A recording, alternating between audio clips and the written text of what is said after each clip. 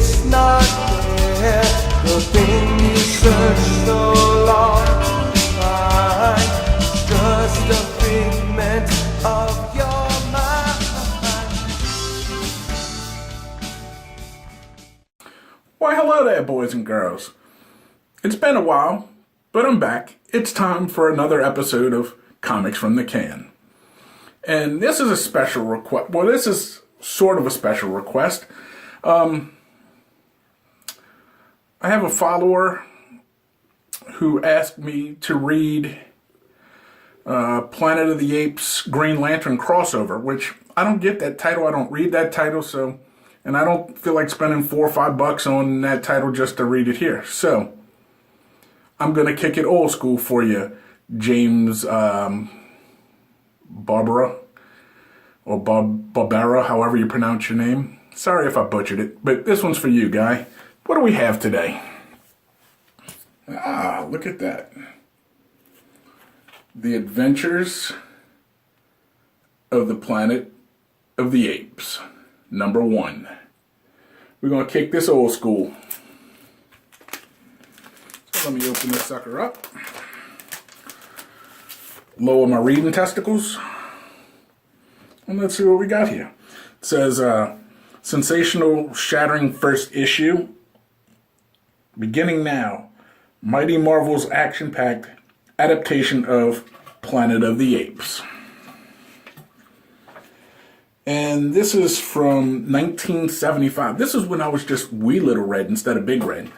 Okay, Stan Lee presents Planet of the Apes.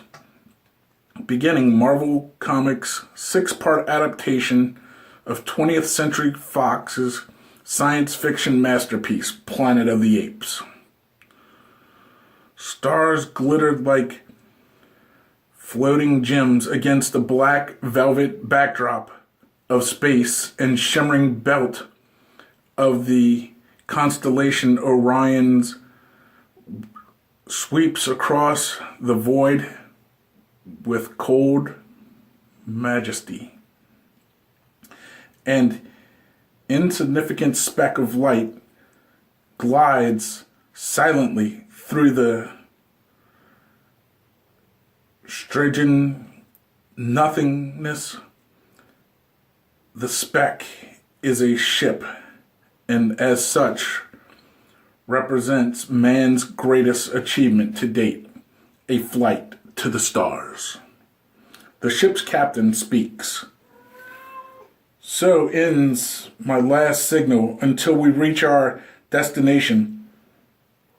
We are now on automatic pilot, a mere 105 light years from our base, and at the mercy of emotionless computer. I've tucked in my crew for the long sleep. I'll join them presently. For within the hour we shall complete the 6th month of our flight from Cape Kennedy. By our time, that is, there's that page, and all the cool ads they used to have where you could get your x-ray glasses and your gum that changed your friend's mouth and stuff like that. They used to have all kind of cool ads. But according to Dr. Henslin's theory of time, in a vehicle traveling at close to the speed of light, old Mother Earth has aged a few hundred years since our departure, while we have sparsely aged at all. Dr. Haslin's theory may be correct, but this much is certain. The men who sent us on this journey have long since moldered in forgotten graves, and those, if any, who will receive this message are of different breed, hopefully a better one. Either way, my 3 slumbering compatriots, it's been what you might call a hard day's night. and time to join you in hitting the glass sack. The alarm will go off when we reach our destination. So pleasant dreams, Dodge London, and of course, Stuart.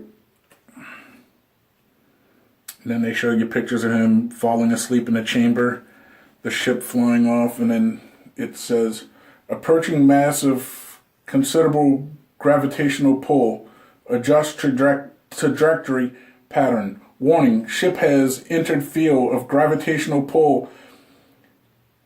Compensate with trajectory realignment. And there are those 2 pages.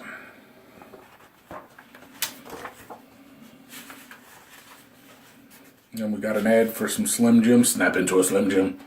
And then some more ads, and there we go. It shows up a spaceship flying, and danger, danger, danger. Then it shows it splashing down, and danger, danger, danger. Click, click, click. Some alarm clock we got on this ship. You alright? Yeah. Check, but Stewart's capsule hasn't opened. Oh my God. What is it, Taylor? What's wrong? And there's the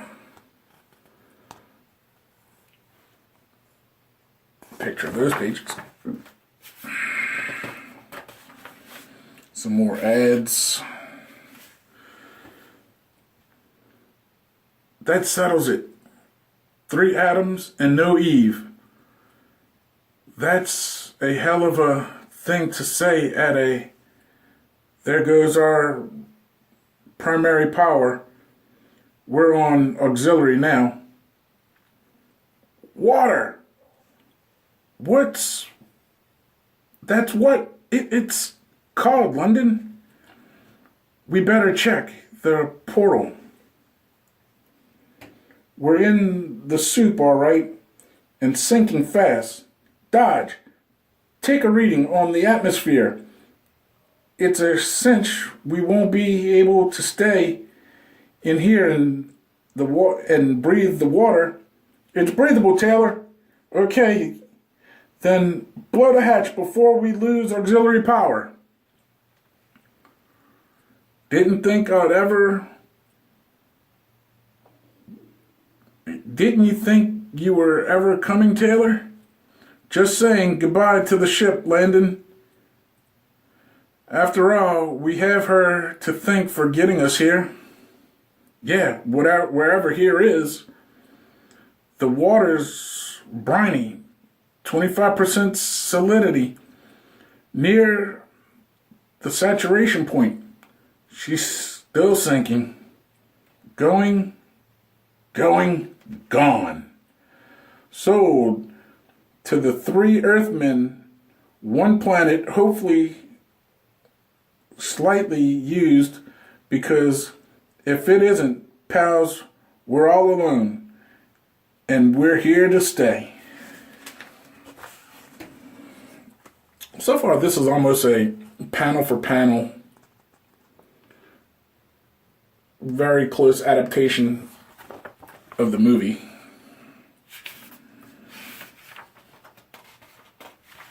Some more ads. It looks like they put a crap ton of ads in this so they could stretch it out to 6 issues. Way to go, Marvel. Yeah, but where's here? You got anything? Notions at all, Skipper? We're some 320 light years from Earth on an unnamed planet in orbit around a star in the constellation Orion. That could be Bellatrix up there. Too red for Bellatrix. You didn't have time to check the tapes, so don't really know where we are, do you? What went wrong? We weren't programmed to land in the water, so we're not where we're supposed to be. The question, Landon, is not so much where we are as when we are. Now what's that supposed to mean? It means we've it means we've had our Rip Van Winkle snooze, and now it's time to start earning our back pay. Why don't you take a tip from Dodge? He's already busy taking soil samples. Sorry about that. That was somebody calling me. I'll call them back. But, well, as for our inventory, we've got 1 pistol, 24 rounds of ammo, 2 medical kits, 1 camera, 1 TX9, and enough food and water for 3 days. Yeah, but how long is a day? Good question, Dodge. Landon, snap out of it and check your communications kit. Landon, I said join the expedition. Sorry. I was thinking about Stuart. What you suppose happened? Air leak, died in her sleep. You don't seem very cut up about it. It's a little late for her mourning. She's been dead nearly a year. Then we've been away from Earth for 18 months by our time. In fact, your hair's gone gray, Landon.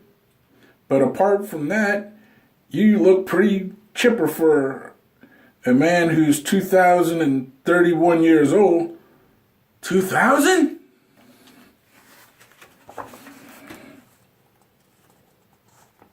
And there are those pages.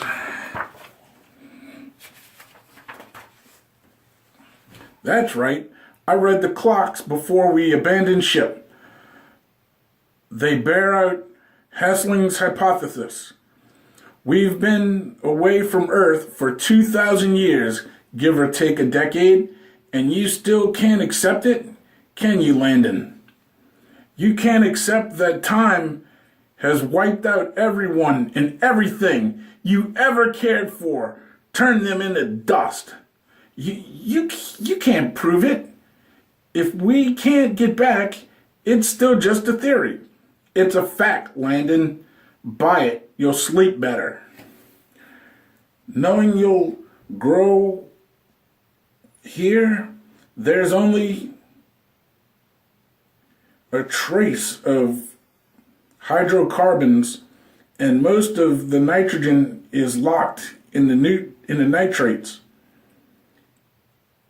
Any detection of dangerous ionization? No, we're okay on that score.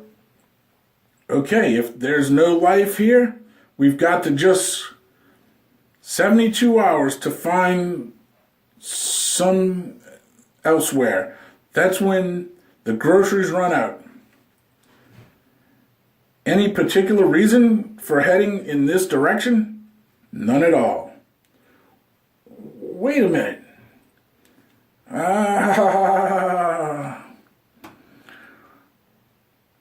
Well, looks like everybody's in reasonable good shape. Water check, Dodge. 8 ounces left, Taylor. 8 ounces to get us through this crazy hell, masquerading as a planet. It just doesn't add up. There's a mantle of dust around this planet, and yet it's as humid as a jungle.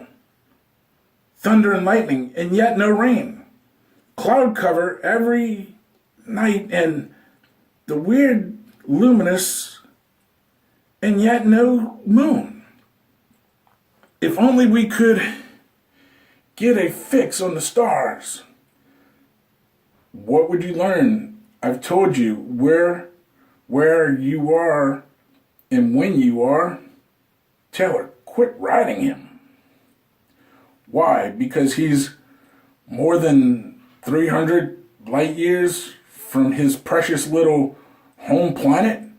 Because His loved ones have been dead and forgotten for 20 centuries? All right, already, Taylor. All right, nothing, you pitiful fool. There's only one reality left. We're here, and it's now. You get hold on that and quit feeling sorry for yourself, or you might as well be dead. I'm prepared to die.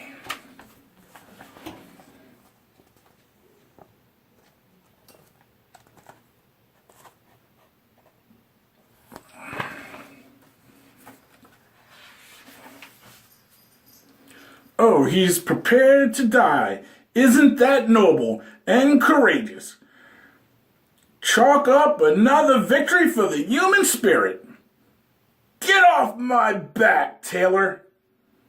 Sure, but before I get off for good, just clear one question. Why did you come along at all? You volunteered. Why? I'll tell you.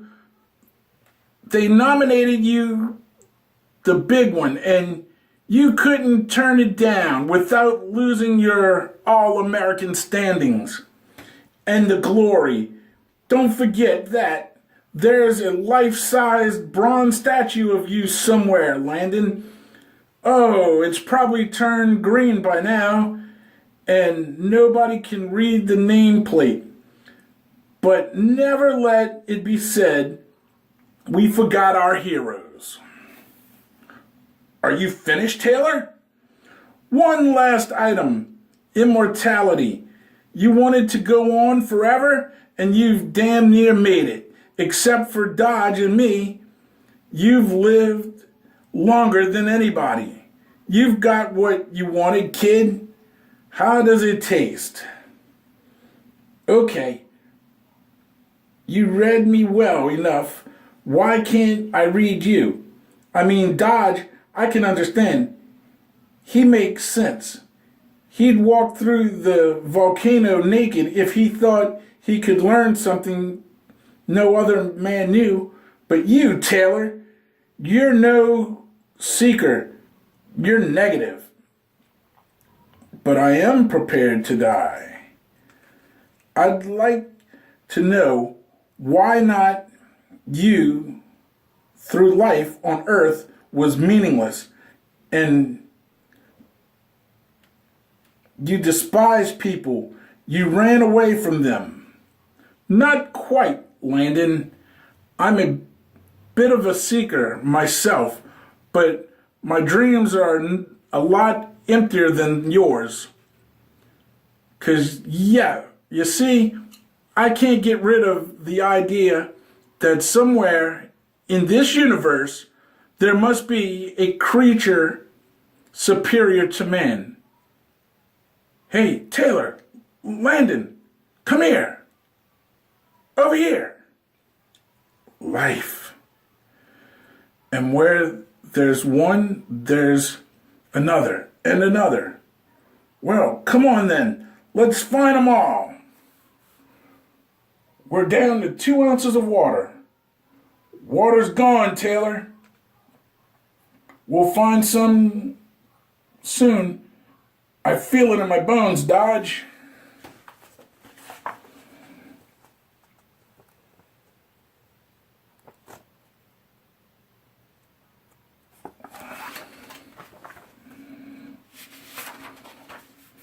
Some more ads. And then you could even learn your kung fu and karate from ordering stuff in comic books from the 70s. Isn't that spectacular? Bet you learn that kind of karate, you get your ass whooped. All right, back to our comic here. Water. Oh my God, water! Hurry, Dodge. Hurry, for God's sake. It's loaded with minerals, but safe. Then what on earth, or whatever we are, or wherever we are we waiting for? Feels good to wash off 2,000 years of sweat and Huh, Dodge? Yeah, but where's Landon? He must be just as sweaty. Probably afraid if he washes off his sweat, he'll find nothing left underneath. Hey, Taylor, Dodge, you'd better come over here and take a look at what I found. What is it? This. It was made by a human, or something close to it. Look, looks like Earth fashions are at a premium here. Quiet, Dodge. We don't know who or what they are. But whoever they are, they didn't leave much of our uniforms. Taylor, look, over there. One of our thieves making a getaway. And there they are when they found water and jumped into the lagoon, and they got their uniform stolen.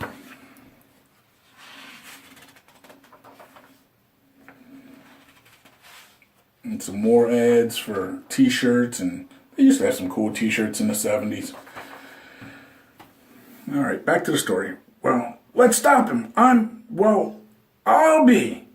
May God, they look almost human.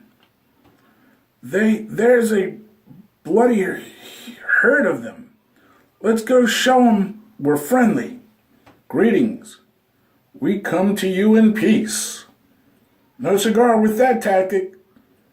Try telling them our names. Landon. Kindly keep your bright ideas to yourself, huh? Looks like we've scared them off. Shall we follow them? Haven't much choice, do we? Well, at last, they haven't tried to bite us. Blessed are the vegetarians. And they seem to have a number of other good points as well. That female over there is gorgeous. But stupid. They're all stupid, like animals. We got off at the wrong stop. Look at the bright side, Landon. If this is the best there is around here, in 6 months we'll be running this planet. Typical human.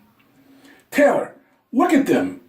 They're static. All of a sudden, there's absolute terror etched in their faces.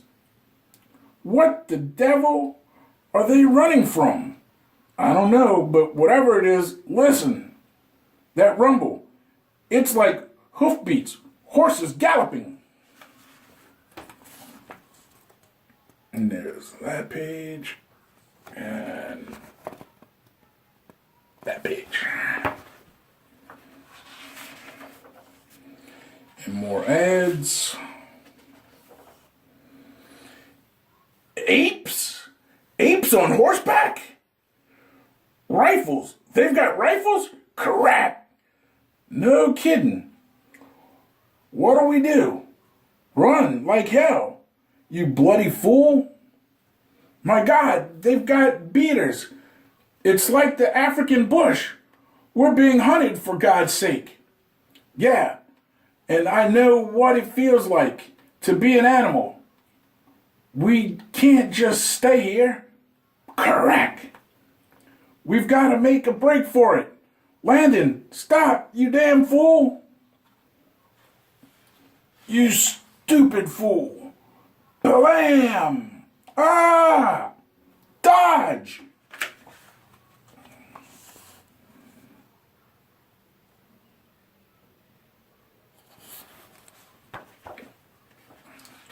The funny part about this book is I remember it from being a kid. This isn't my original copy, but I had this one when I was a kid. Used to love Planet Apes, still do. Okay, last page.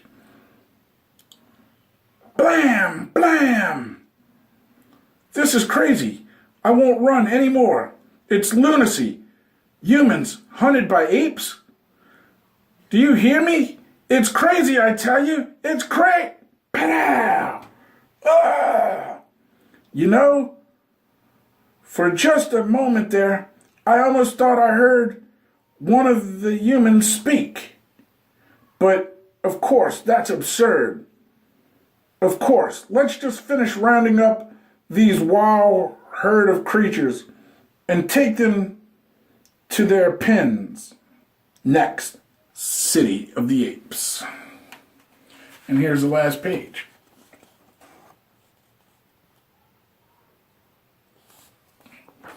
And then that concludes this episode of Comics from the Can.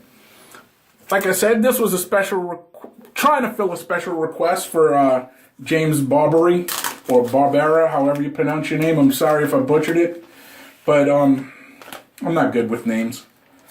Anyway, I hope you enjoyed this issue of Adventures of the Planet of the Apes, read by your boy, the Fat Man, aka Big Red. So if you like this episode and you want to see more, leave comments and suggestions down there in the comment section. If you liked it, give me a thumbs up or thumbs down if you didn't like it. I don't care. I got thick skin, but I prefer these.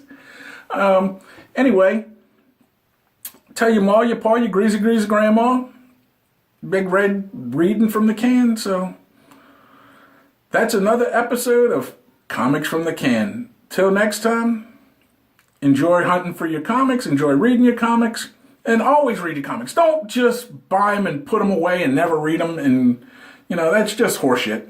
They're books. Read them. So, without any further ado, that's a flush.